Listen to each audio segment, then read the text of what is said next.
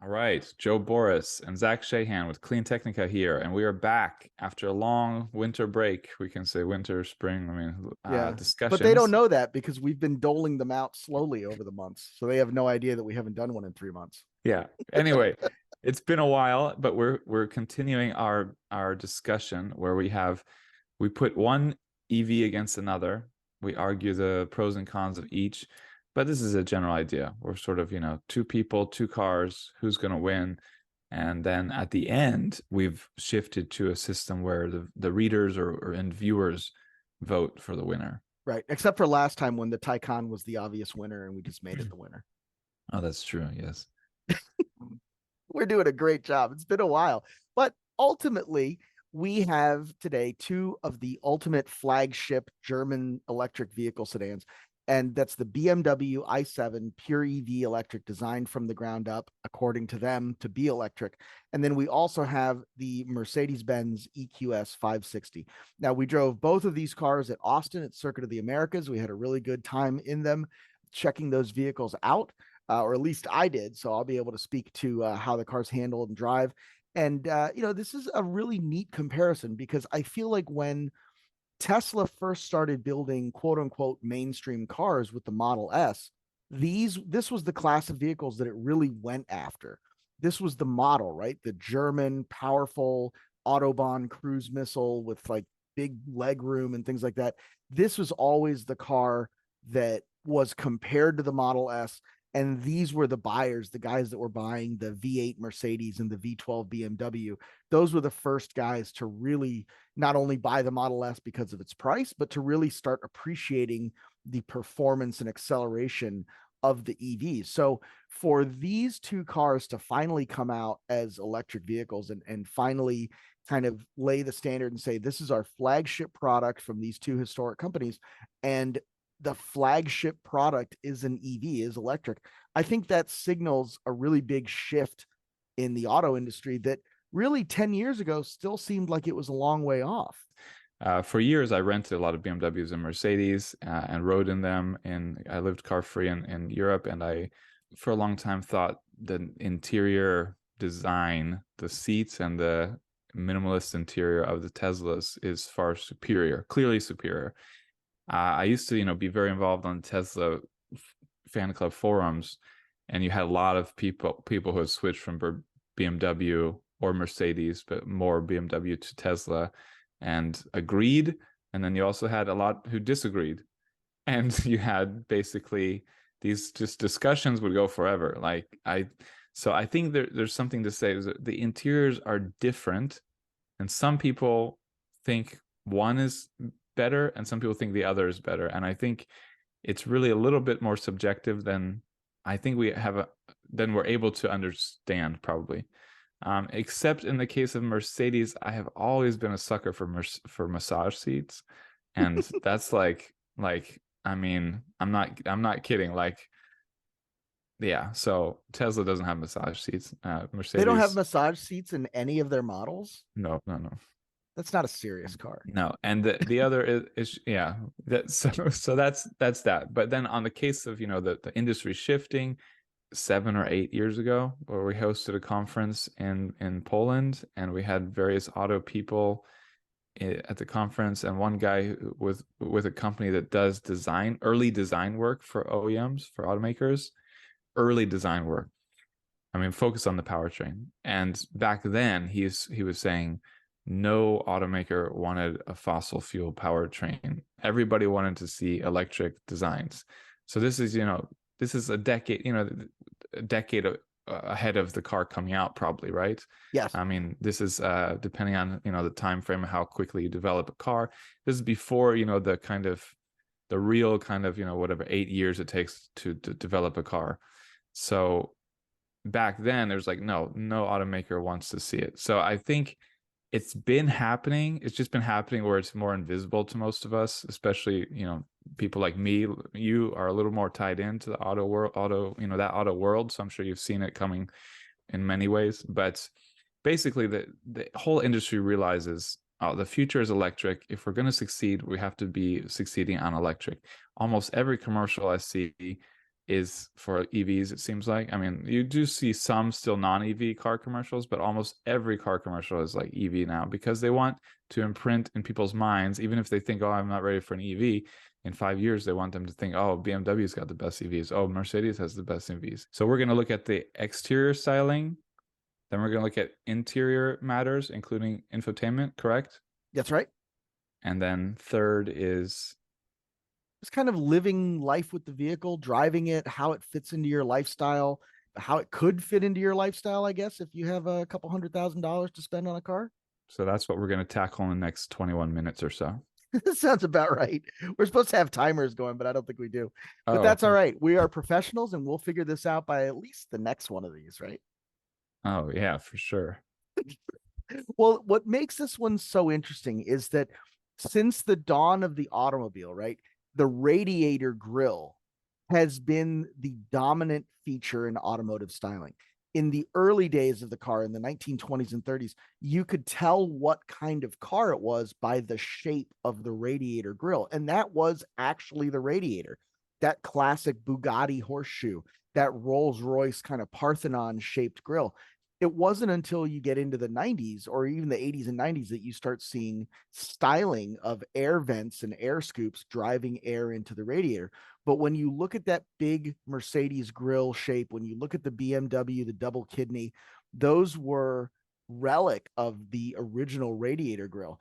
So it's really funny to look at these cars in 2023. Neither one of them has a radiator in the conventional sense. There is thermal management, but there's no radiator in the conventional sense. But we still see that stylistic nod towards 100-year legacy of having radiators in front of the cars. And I think when Tesla came out with the original nose cone, they can say all that they want, that it was supposed to look like a space shuttle or a rocket ship, but you and I both know that that was supposed to look like a radiator grill. And then they finally did away with it a couple of years into the introduction. And it really gave the Tesla its own look as like the car without a grill. What do you think of the front styling of the grill? Is it superfluous? Is it a little ridiculous? Is it like really cool? What are some of your thoughts about not only why it's there, but how it's made the transition into EV Yeah. era? Yeah, I'll just go back a little bit further too first. So I think BMW has been one of the most successful at having that signature grille, like just so identifiable and so desirable. It's kind of Yeah. like, oh, the BMW grill. Like there's different brands have different ones, but it's like BMW's is really one of the strongest, I would say. So I think they didn't have the greatest foresight 120 years ago or 100 plus years ago, when they didn't realize, oh, in a century we're going to have to get away with this and do away with this, Idiots. and we don't want to have this be such a big part of our brand, right? So I think they should have had better foresight a century ago. Now, joking aside, the rest of it I was being honest about, and I think this is a bit of a challenge for them, because it's like, how do we transition when this is such a big part of the BMW brand?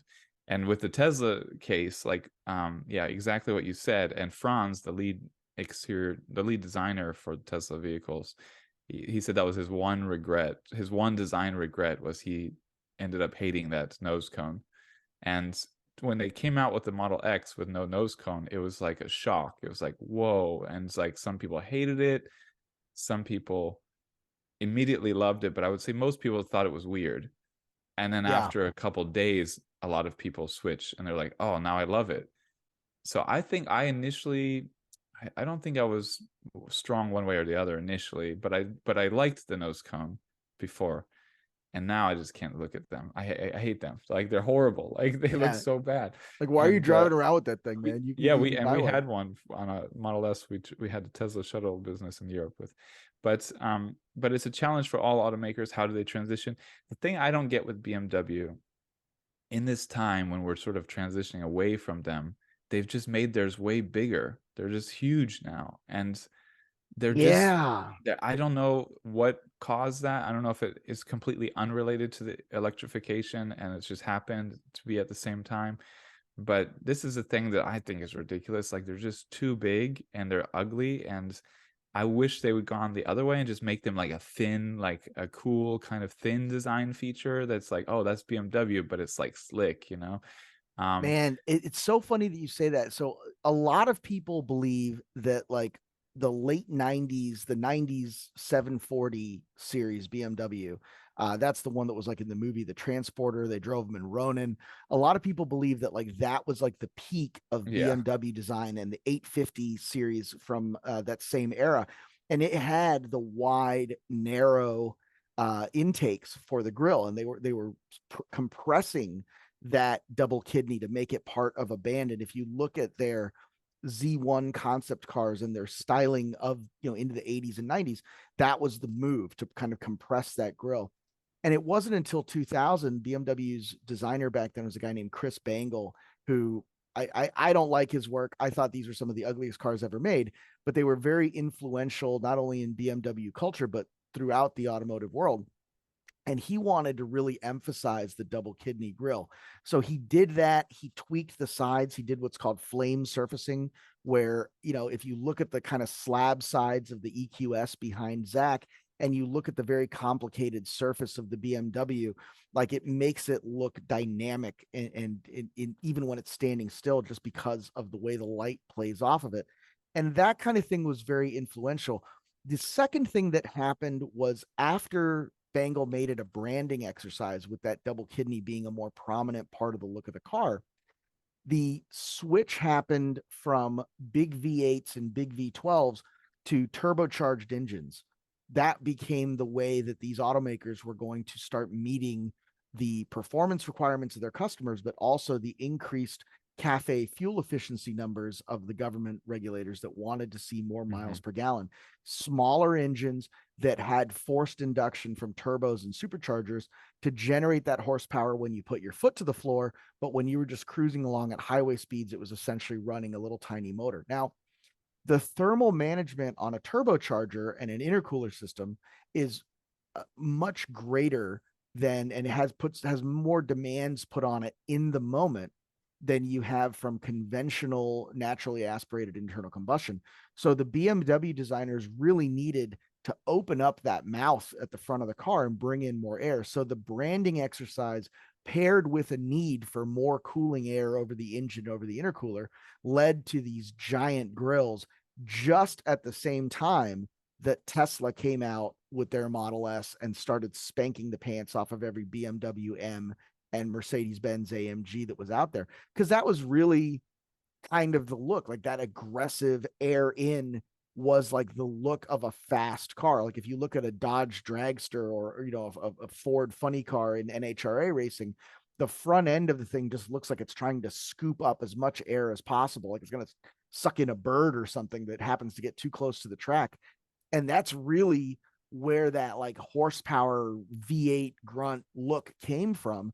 And I think it's going to be a real challenge for not only BMW, but brands like Jeep, brands like, Dodge and Mopar, that sort of put their look and put their brand into that really quote unquote aggressive mouth shape.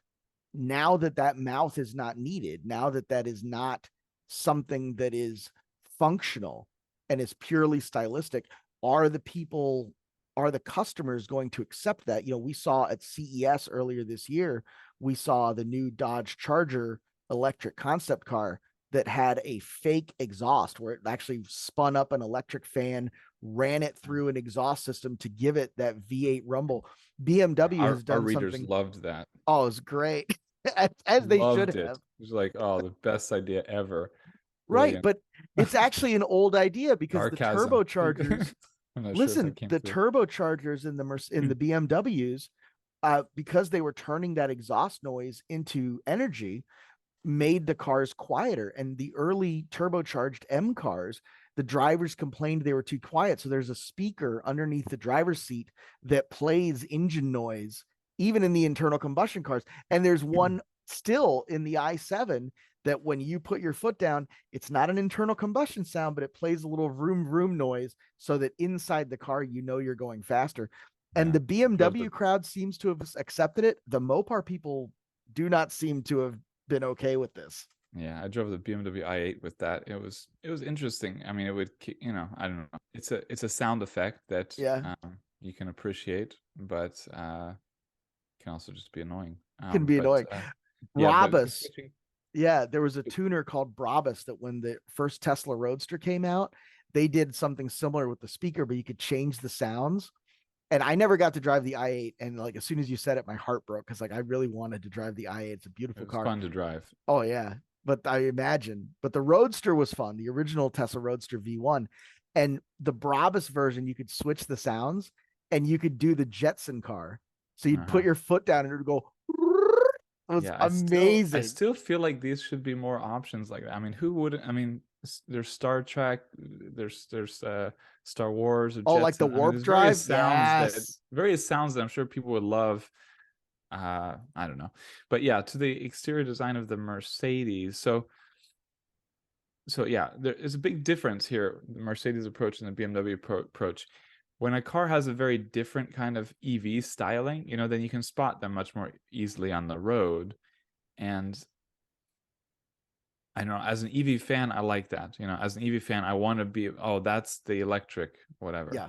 And with Mercedes, you've got that plastic thing covering the grille. I'm not sure what you call that, but kind of plastic, smooth black cover around the front, which I'm not 100% sure if I know what my opinion on it is. I think I like it. I think it looks cool, but sometimes I wonder if I don't like it. I just like it because it makes me notice that this is an EV. And I was like, okay, I know that's the electric, that's the EQS because I see the cover there. I think it looks pretty slick, pretty nice, like luxurious. I like it way more than the BMW grill. Like the BMW grill just makes me like, ugh, BMW. I see the Mercedes like, oh, Mercedes, they're doing good, Yeah. and I just feel like it's a better approach to make that departure, to have something special about it. I think they do just look a little bit newer and nicer than other Mercedes on the road because I see them I see the EQS quite a bit. Yeah. Not I every day, dropped but I'm in seeing your it quite a bit, chat. and I think Yeah, I yeah, dropped in your chat a picture of the EQS at night where that grill oh is yeah, all LEDs and it like lights up and it has like a little dance when you turn on the car and like the yes, sunburst comes off the three-pointed star. And like they really play with that in a way that yeah, I I do think, love that. I love yeah, that feature. I think it that's could have super. been cynical and it could have been stupid, but like it's also fun. Well, And this is the thing, some people will call it a gimmick, and some people just across the board they just want simple. They don't want these extra things. There's a lot of Tesla fans who will call it a gimmick, and it's like, oh, it's just a stupid gimmick. I mean, Tesla's full of gimmicks. This is what I mean, Tesla pulls in people with fart mode. This is like they're all about gimmicks, and I think a gimmick that just makes you think, oh, that's cool, that's really fun. I love it, and that's one of my. I love what Mercedes did with that. So Volkswagen has a similar. They light up the logo and the rear logo on theirs in certain special ways, but not. It's not as extreme of a case of Mercedes because it's not as extreme of a case of luxury and yeah, whatever. But I love them both. But yeah, it's just nice to see. It just looks a bit slick. It looks a bit newer, more futuristic when you see it around.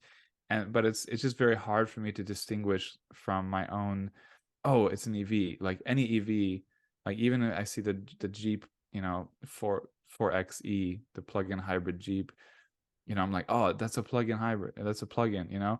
So I'm just excited to see EVs. So it's hard to tell how much that informs my opinion on it.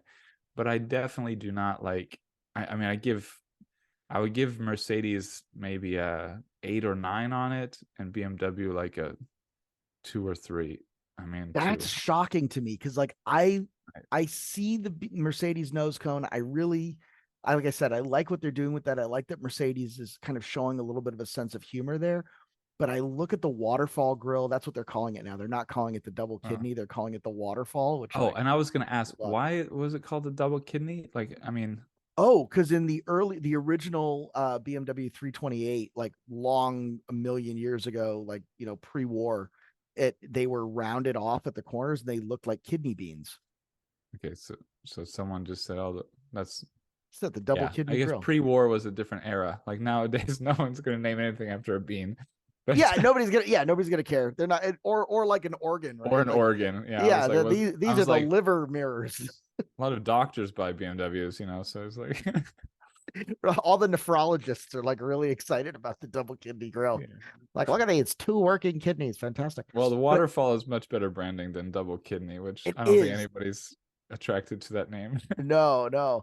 But like I do love I have to say that like I have thought BMWs were ugly for 20 years. Since the 2000 in the model year 2000 came out in 1999 7 series, I have thought BMW has made the ugliest cars on the planet. And this is the first BMW in 20 years that I think, well, with like the exception of the little Roadster, I think this is a hot car, man. Like I love the really The Z3? narrow LED headlights here. I just think that like you don't need giant headlights. Like you just like the slit is there. The waterfall grill is actually functional. It opens and closes to allow air into the thermal management, which is all kind of plugged in there.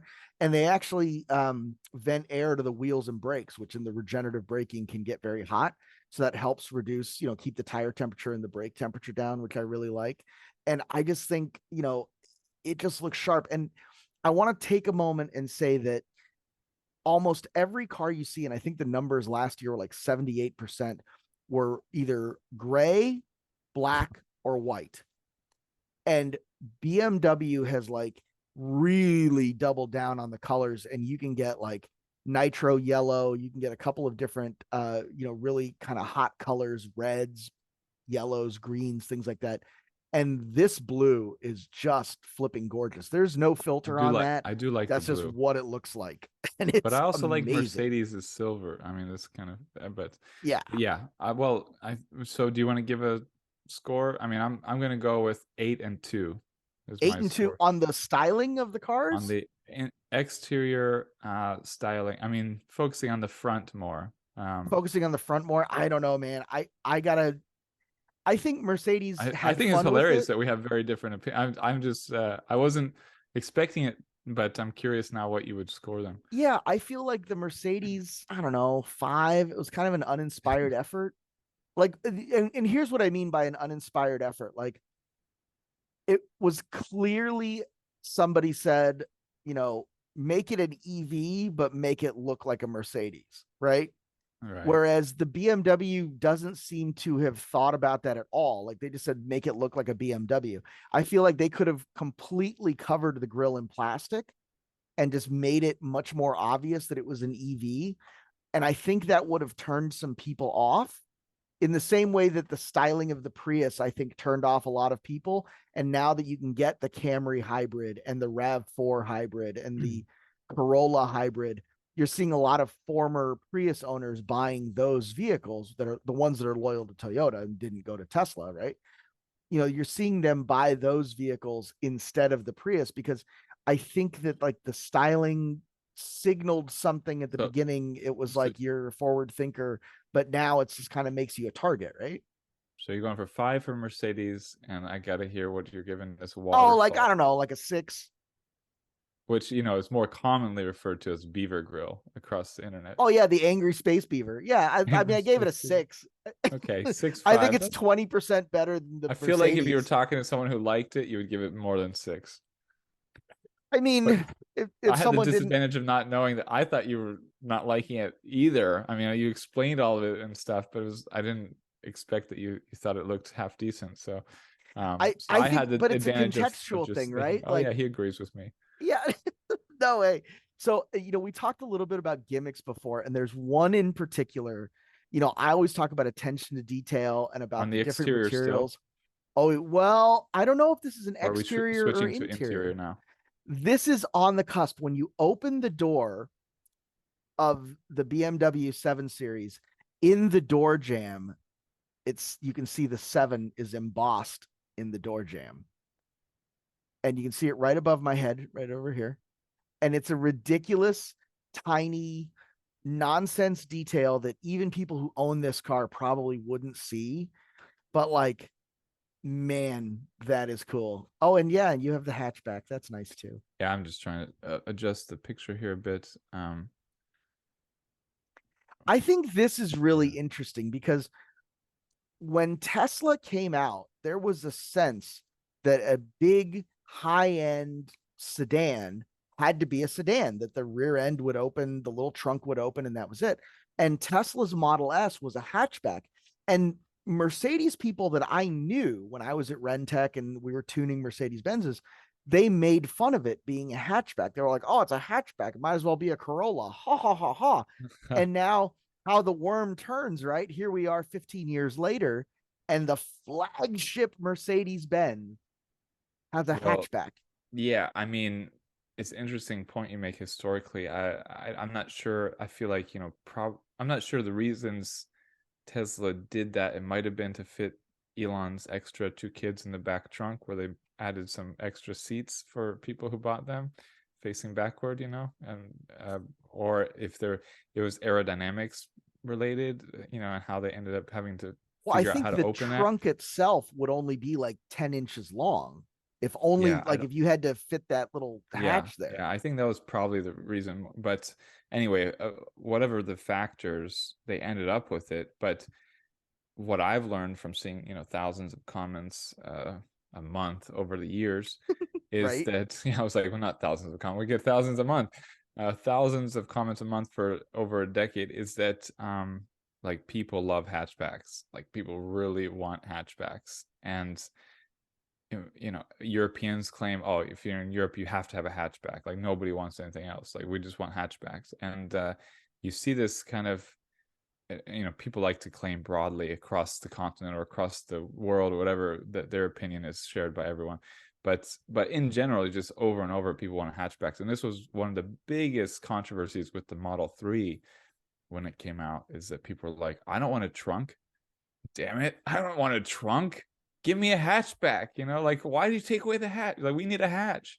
So it was a huge issue with the Model 3. So I think, but so, I just think in general, probably all automakers have seen that kind of response where like they've done all their focus group things, all their surveys, and they found out that, yeah, everybody wants a hatchback if possible. So I think I don't know.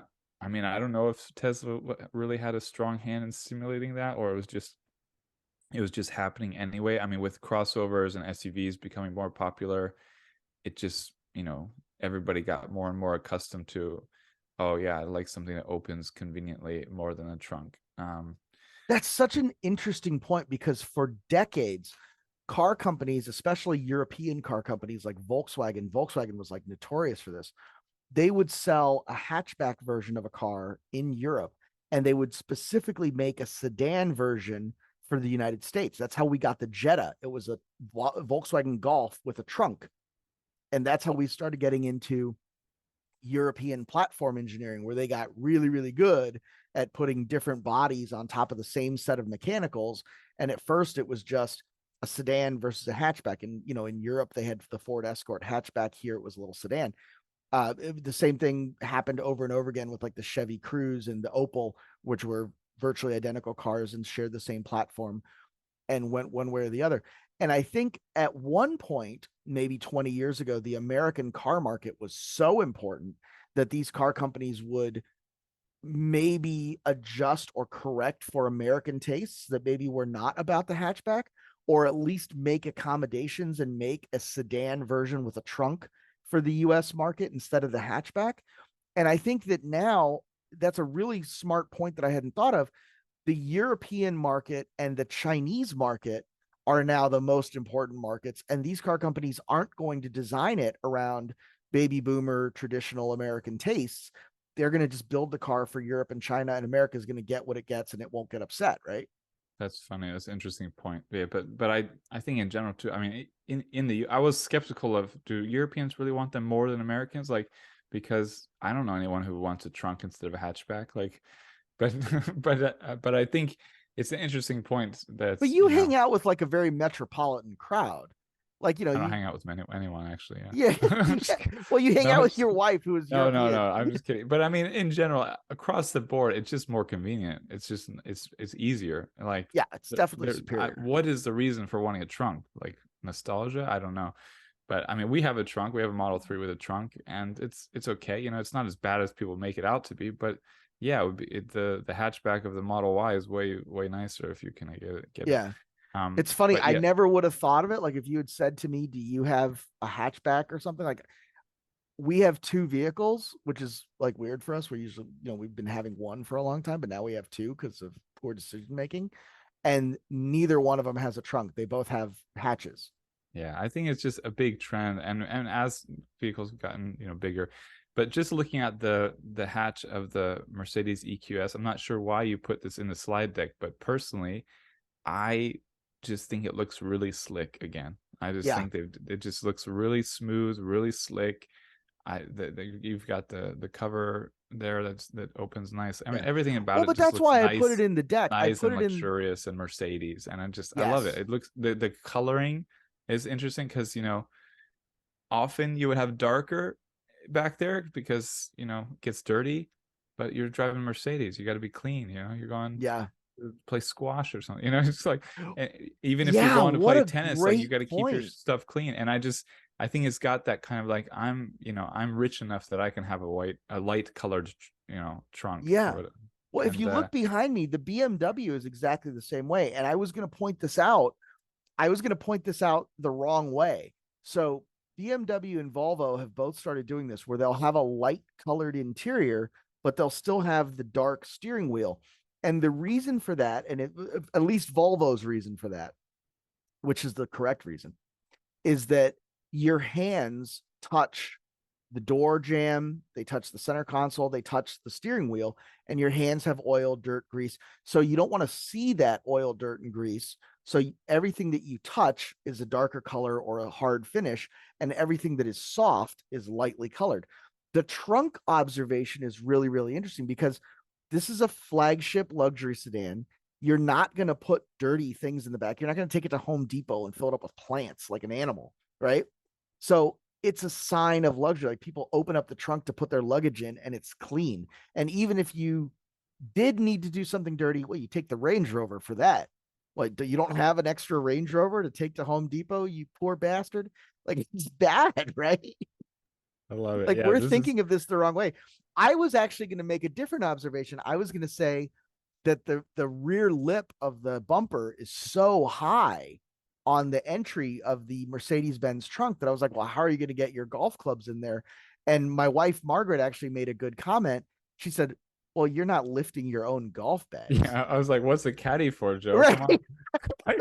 Like you're putting honestly most of them would put their own trunk. I mean they deal with the caddy on the course, but still they've got to feel yeah, I don't know. Yeah. It's funny. We're talking about Margaret.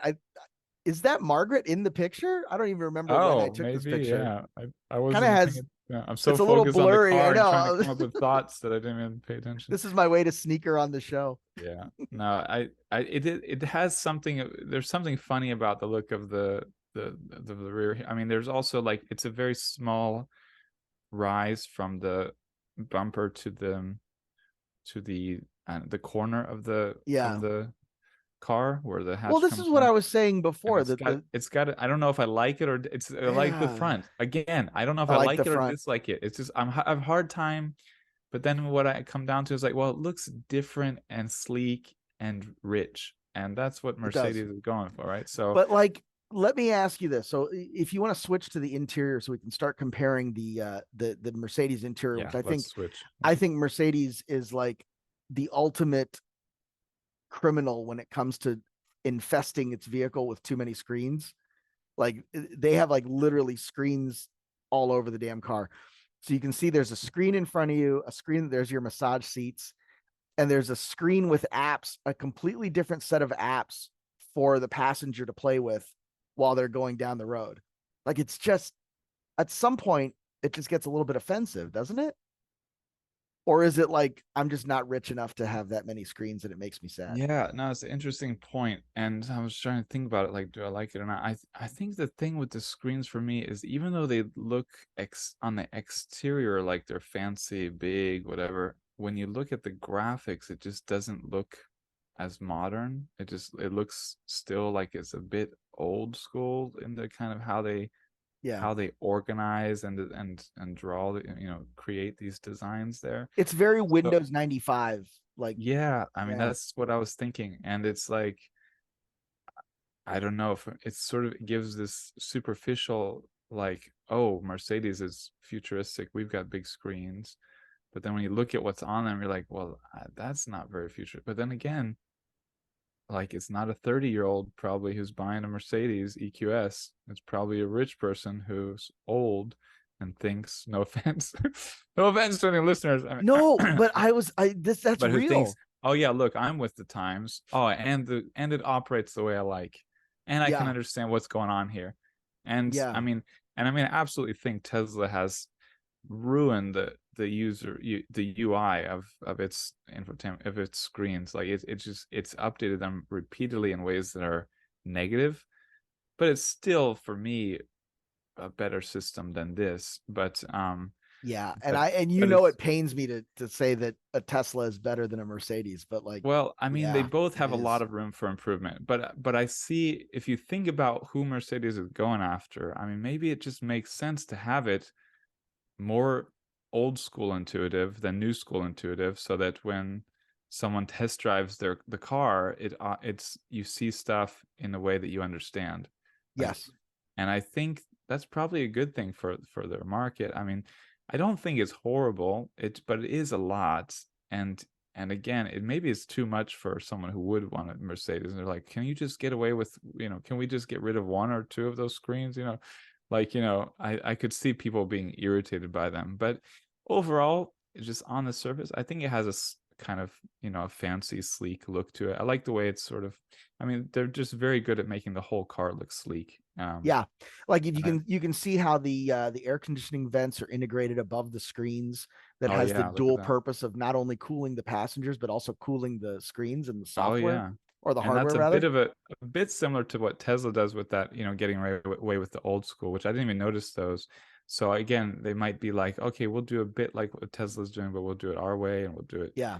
maybe better. I don't know if The it's better or not. BMW experience looks like a conventional car. It does have screens, it has a big swath of screens, but it also has buttons that are really, you know, really sure touch points that you can just, without taking your eyes off the wheel, you can kind of get to know the car and press the buttons that you want. And this is my complaint, not only with Mercedes, but with Lexus as well, and to some degree Volkswagen, is that you have to spend so much time taking your eyes off the road to adjust things, to change the radio station, to, change the AC vents, to adjust your seat massager, in the Volvo. That's real nice. It's on the side of the seat. And I think we've gotten so much into the screens and away from the idea that you should be able to touch these things and do these things without taking your eyes off the road. It's a different way of being. And I think BMW, because they keep calling themselves the ultimate driving machine, they do still think of the driver experience first, and they're less of a fashion brand, I think, than Mercedes-Benz is trying to become. And I think their target market is still the guy driving to work on the Autobahn and hitting the twisty roads at the Nürburgring. I think that's still very important for BMW, where I think for Mercedes, it's become less about that and more about making an impression when you pull up to the hotel or pull up to the club in, Shanghai or South Beach or Monte Carlo, right? It's become more about being seen in a Mercedes than it is about driving a Mercedes. And, Mercedes might not like hearing that, but build a different Or they car. might. Who knows? They I might. mean, Well, I mean, that's they might. That may be a very conscious choice that they're making, yeah. and yeah, Well, so yeah, I mean, it's a hard thing. I'm trying to, so, you know, Mercedes has like built the screen into the car. So it's like a part of the car. It's just a fancier, more, advanced car. One of the things you get with Teslas is people will be like, oh, you just stuck a tablet in the middle of the car, an yeah. You iPad put right an in the middle of iPad the in car. there. It's like there's no integrate, and BMW has a bit of something in between there where it's just dropped like this electronic device onto the Yes, dash. It's not like built into the car totally like the fair criticism. Mercedes. Totally fair criticism. And well, it's not a criticism I'm getting. So it has designed the dash in an interesting way, where it fits in there. So it's got a interesting design element to it, but it's still like a device. And now you moved away from it, right? As I was no, no. But I think we've looked at it. It's back. But I think you think of BMW buyers, they're a bit more techy, and this is why one reason why Tesla pulled from them more. And Tesla is very techy, and the more techy you are, the more you might be like, oh, I don't like, I just need this extra device. I don't need it to be part of this thing that I have for another purpose. And so you sort of see how it could appeal to like techie people who are like, yeah, I've got a nice long tablet screen thing here that it does all this, and they don't want it built into the car like a Mercedes is, perhaps. So I think it again, it sort of appeals to different types of people. Right. I think it's sort of a nice balance between what Mercedes is doing and what Tesla is doing. So they've all got their different kind of their different look, their different styling for people who like different things. And I think it's pretty well done. I mean, again, BMW, needs to have a better software team, I think, and a little bit better. But at the Without same question. time, Without question. a lot of people don't want things to change too quickly. There's a lot of 40, 50, 60, 70 plus people who are like, just stop changing. I mean, I'm over 40 now, and I'm just like, stop changing things. Stop changing I things. I knew how this worked. Why you got to make it more complicated? I know. So it's like you get into this phase where like, can you just leave it the way it is so that I can still operate it and not feel old?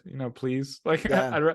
I'd rather not be reminded I'm old every Yeah. minute. We were having this conversation earlier today, my wife and I, about, she's like kind of stopped messing with computers and technology, and you know, when she was in college and she was in grad school, that was kind of the last time she learned any new software, right? Which is fine. I think that's fair for a lot of people. And she's like really confused by the cloud. Like, like she'll be in a Google Doc and she'll be like, how does it save? I haven't saved it. It won't save. Like it's like you don't save it. It's a living document on the screen. And she just like, she just doesn't get it. She's like super smart in other ways, but she just doesn't get that.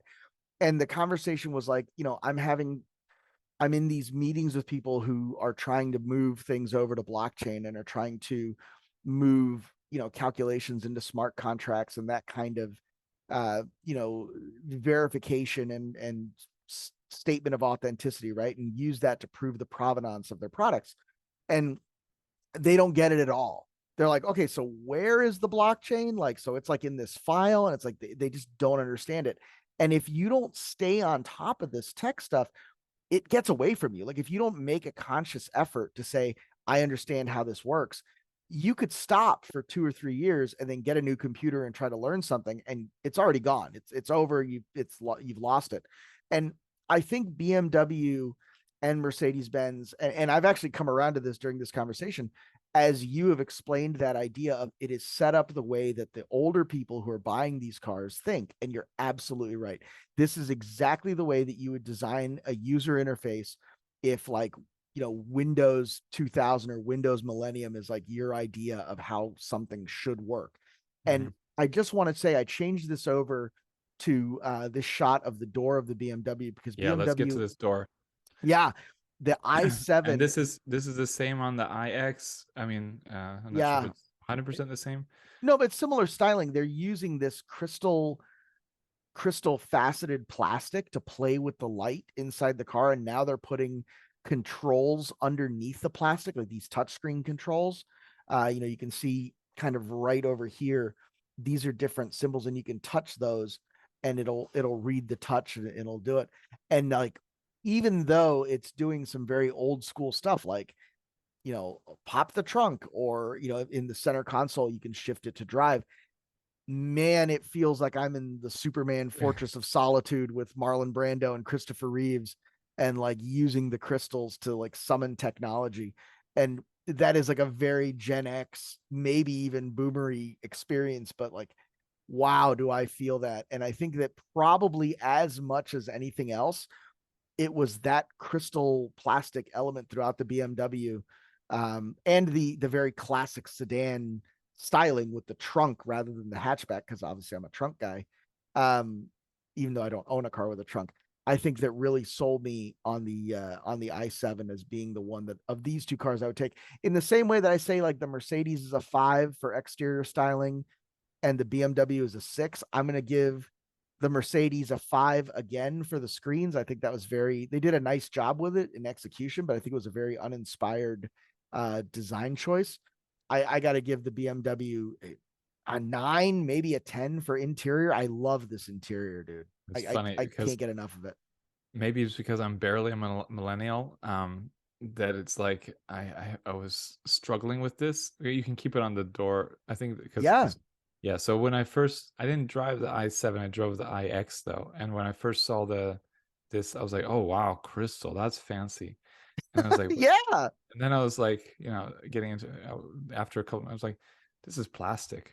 I'm like, this is a very gaudy attempt at making you feel special and luxurious when it's just a piece of plastic that's like, is it going to get really annoying after a year, like seeing this? Like, I mean, if it was real crystal, be like, oh wow, but it's plastic. It's like it's making you feel luxurious and fancy with a piece of plastic, and it does just come across as very gaudy, like you're like really showing off, like you're really eager to show off.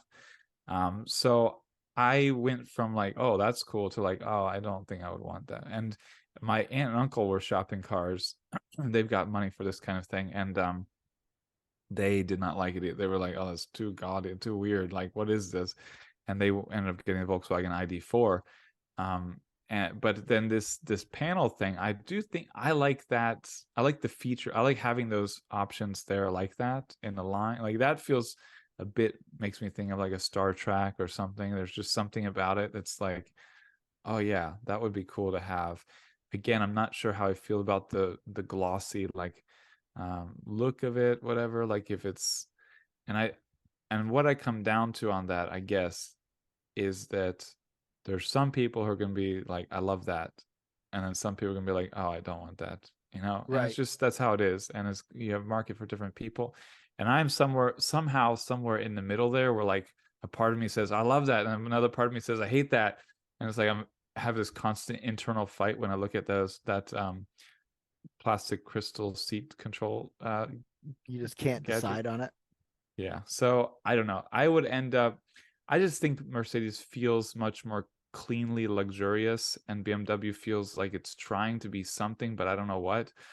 And so I would go with a 6 for the Mercedes. Maybe no, I would go with a 7 for the Yeah. Mercedes So interior. behind me, Oh yeah, if and that's the same thing. I mean, it's the same yeah, idea right there. You can talk about it, and for the BMW, I would go with a 4 because really, I just wow. really think it turns off a lot of people. And even if I thought it was cool and I bought it, I would probably be concerned. I would probably be like apologizing about it anytime someone new got it. Be like, oh, I'm sorry, it's a weird, weird thing BMW does here to make us feel fancy. Oh, But I'd go yeah, the talk opposite. about the. So I have the crystal in my Volvo because it has the crystal shifter and it Oh has the yeah, crystal okay. knob. I didn't know, So yeah, the but Volvo has that. they have something. Don't they have that in the BMW too? Oh yeah. In the middle, can you Yeah, move they your have head? the knob. Is it I don't yeah. not there? Is it? It's right there. It's just the Oh yeah, that is a bit more. yeah, Yeah, it's a little crystal knobby that you can turn and yeah, do the yeah. iDrive. I So like that a little bit. yeah, I I don't don't want it. know. If I was in the BMW and It's not someone as complained, obvious as the door thing. So it's like, I don't yeah, know. but I think like if somebody, well, if you look at the dash, like this whole strip is crystal here and it has buttons in it. And I look at that and I feel the same way you do. Like I feel like it is gaudy and I feel like people look at it, but you're sitting there in like a gray polo and I'm in like basically a Hawaiian shirt. I think I might just be a louder, more obnoxious, gaudy person than you. I only have this on because it's got the Clean Technica logo here. It's a Clean Technica. I Not have one Clean of Technica those, polo. but The I only lighting is wear it when expensive. Scott makes me wear But it. Like when he says yeah, you have to I've wear your started putting polo them to on for this. videos. Just another thing with the logo. Perfect. But yeah, but I just feel like I'm torn on it. Like part of Yeah. me, there's a part of me that loves it and a part of me that hates it. And Yeah. I Well, the can't part of you that reconcile hates that. it is wrong. I mean, and I would just, to close on it, I would say like the part of me that loves it is just like, yeah, just have fun, just enjoy stuff, just, look, you don't have to be so serious and sophisticated about stuff. Just it's cool, it's shiny, it's glossy, it's cool. And then the part of me is like, but what the heck, What the heck? Yeah, we'll Yeah. use a different word, Well, but we yeah, can't I get know. We have canceled. to keep it PG-13 or something. We Okay, gotta so let's minimize the. move on to driving. We Yeah, forgot to. I don't know if that's a fair comparison, right? Because the Mercedes is built to drive like a spaceship, and the BMW is built to drive like an internal combustion car. So like I think it's kind of hard to say, right? Like it's always been, the way to get a, we talked about this a little bit with the Porsche Taycan and the Lucid Air. The way to get a Mercedes to go fast has always been to stomp on the gas as hard as you can, use the big brakes to bring it to a stop, then point it where you want to go next and smash the gas again. And the BMWs have always been a lot more nuanced. They've been more about handling and balance and things like that. And I think that, even with the change to a very similar, I think they're both using Bosch and ZF type components with Panasonic batteries. I think it's a lot of similar suppliers. The software and the chassis engineering that has gone into these cars really still preserves that. And I haven't driven a V12 BMW 7 Series ever in my life, so I couldn't tell you how close it is to that car, but it feels just kind of very BMW-y. And I think that's what you want from a flagship, right? Like you want it to feel representative of your brand, and you want all of the little lesser cars, you want all the little i3s and X5s and everything. You want those cars to emulate the benefits and the features and the vibe of your cost no object flagship. And I think Mercedes is doing that very well with their S class and with their EQS. And it feels, I say this affectionately, it feels kind of like a lozenge, like one of those liquid gels that you take, where it's just like slips right through the air, right down your mouth, and it just does the thing. And I think the BMW is going to be something that a lot more, a much more aggressive kind of driver. And I think that you see that on the road, right? Like BMW drivers are kind of douchebags. Well, so I haven't driven either of these, but I drove the i4, the BMW i4, and the BMW iX, and both of them had a bit of just a jerky, like loose kind of feel. I didn't like the style of driving. Of course, you Yeah. have to drive something for a few weeks to feel like you can really judge it, but I just felt like it was too like unstable, kind of too. It They're was, very quick. They're very, yeah, but that kind quick of, in a jerky way, like quick in a like a very like. I mean, of course, if you get used to it, you can control it how you want more. It's more maybe more like taming a wild horse, and there's a art and a enjoyment factor to that. But I just felt like this is not really what I yeah, enjoy as a driver. I and on the Mercedes, so I drove the Lucid Air. Is it a bit more? My picture in my head is that it's a bit more like the Lucid Air, where it's got that just extremely smooth. yeah. The way you described it sounded a lot more like the Lucid Air to me. And Yeah, eyes closed. I don't think I could tell you if you put me in the back of an EQS or a Lucid Air with my eyes closed. I don't think I could tell you which one I was in. yeah, so that's my so with that, like assuming that it's more like that, like you said, I feel like it just again it just has that, oh, I'm luxury, Yeah, oh, I'm smooth. And you know, again, coming from a Tesla, the BMW felt like a bit of an uncontrolled weird attempt at power and sportiness. I know BMW's got a but and Mercedes just felt like, I mean, the Lucid, which I think very similar to the EQS, it's just like, I'm luxury, I'm yeah, smooth, I feel like I would be maybe just that personally more drawn to that, or I just feel like they've just really nailed it, where it's like I I 100% could see myself like, okay, I had a Tesla, but now I just want luxury, yeah, and now I just want that drive that feels like, I mean, I used to all the time jet off of the red light. If I'm at the first one at a red light, I'm gonna stomp on it after the light turns green and just enjoy the acceleration of the Tesla. Now I don't do that anymore. I'm just like, yeah, I just want to I want to, be cool and like, I'll go fast, but it's like it's not all about, jetting off the line. And I feel like with the Mercedes, you would do that, and even if you go fast, you feel like cool, smooth, Yeah, luxury. it's like Yeah. the pinky of God pressing you into the back of the seat, where the BMW you just feel like you got kicked in the kidneys, Yeah, the in kidney the double grill. kidneys. Yeah. Yes. Well, look, I think that So we've again, yeah, I'm close it favoring out. Mercedes. Clearly, I've favored Mercedes on everything. But what's your take on the driving? I'm curious. Again, when you talk about it, you describe it in an analytical way, and I don't really necessarily know what you prefer. I think so. I'm curious what you prefer. Oh well, but see, that's the funny thing, right? Is like what I prefer is like the kind of scrap. Like I've always believed that it's more fun to drive a slow car fast than a fast car slow. And these are two incredibly fast cars. There is zero opportunity to get more than 10% of the performance and power out of these two vehicles onto the road in an effective way driving around the city of Chicago. You just can't do it. Like if I get up to 35 miles an hour, I'm like really excited. Like we're moving through the city. You know what I mean? So like, what do I care if this thing has 400 million pound-feet of torque at 0 RPM? We haven't even talked about the range. These things get 300 miles of range. They have ultra fast charging. If you want to talk in terms of chargeway, they're level 7, 350-watt capable. They can, 80% charge in 22 minutes.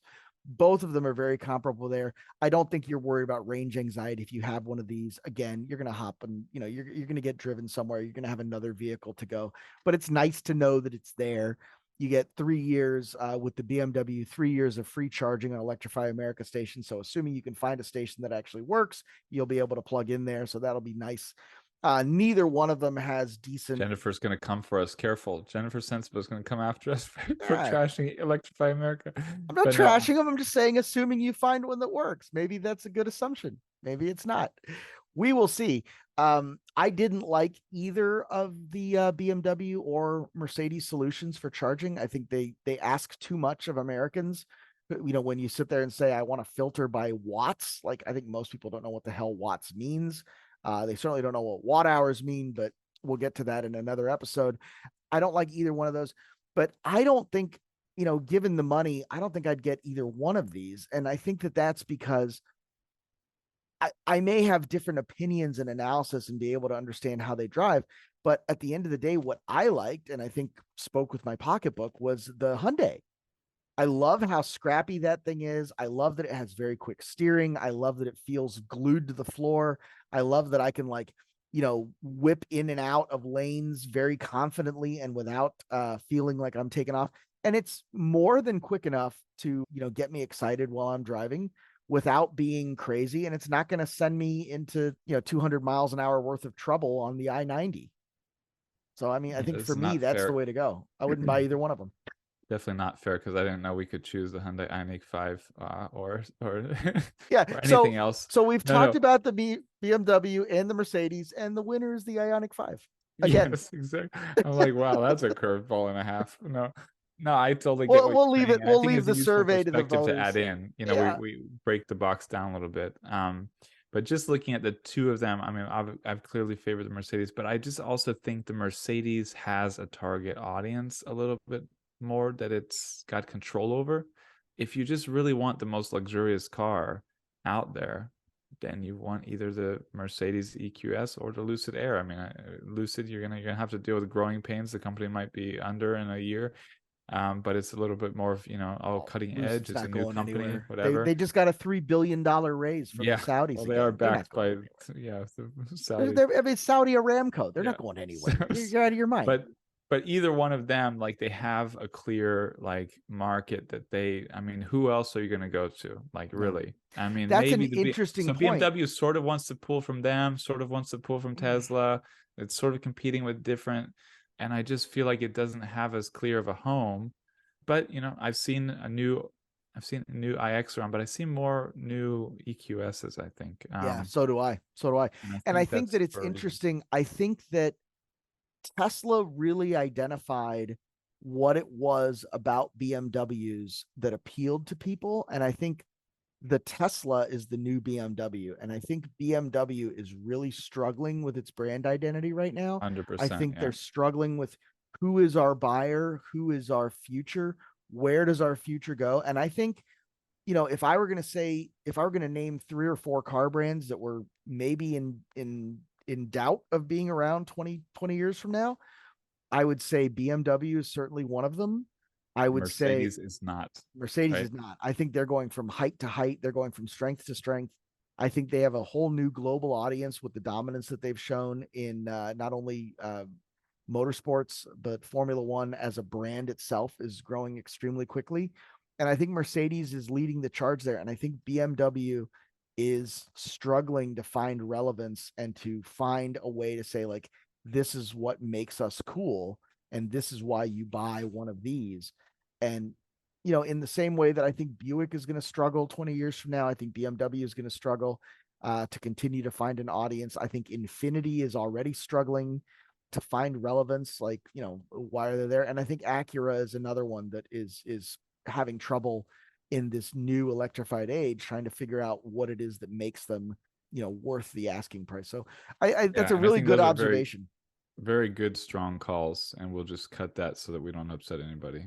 No, No, I'm we're just going to leave kidding. that in. No, And I'm then we're kidding. going But to end that's it really right good. here. Go to That's very good stuff. cleantechnica.com, subscribe to all of this. Obviously, Clean Tech Talk is going to be on Spotify and Apple Podcasts and wherever quality podcasts are sold. I'm not going to let Zach say anything else. We're done.